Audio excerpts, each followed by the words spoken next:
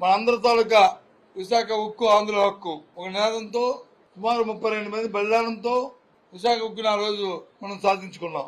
అలాంటి ఉక్కు ఫ్యాక్టరీని ఇవాళ ప్రైవేటైజేషన్ చేయడానికి ఈ కూటమి ప్రభుత్వం మీదనున్న కేంద్ర ప్రభుత్వం ఎన్డీఏ ప్రభుత్వం ప్రయత్నిస్తుంటే నిమ్మకు నూనె ఎత్తినట్టు వచ్చి ఉన్నది ఈ ప్రభుత్వం.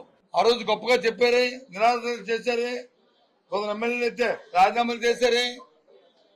ఇవాళ అధికారంలోకి వచ్చిన నాయకులు ఏం చేస్తున్నారు? ఈనాటి ముఖ్యమంత్రి చంద్రబాబు నాయుడు కానీ లేదు ఈనాడు ఉన్న డిప్యూటీ సీఎం పవన్ కళ్యాణ్ కానీ లేదు ఈ ప్రాంతంలో తిరుగుతున్న భారతీయ జనతా పార్టీ చెందిన మంత్రులు కానీ అట్టాసంగా చెప్పారే. ఆ రోజు పెద్ద పెద్ద మాటలు మాట్లాడారే. ఈ రోజు ఎందుకు ఏమయ్యాయి మీ తాలూకా నోరులు?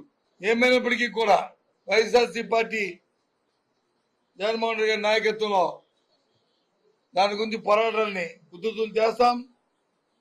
మాతో కలిసి వచ్చిన ఎవరినైనా అందరినీ కలుపుకుంటాం. అందరితో కలిసి పెద్ద ఎత్తున ఉద్యమించి దాన్ని ఆపడానికే మా వంతు ప్రయత్నం చేస్తాం. ఆపుతాం.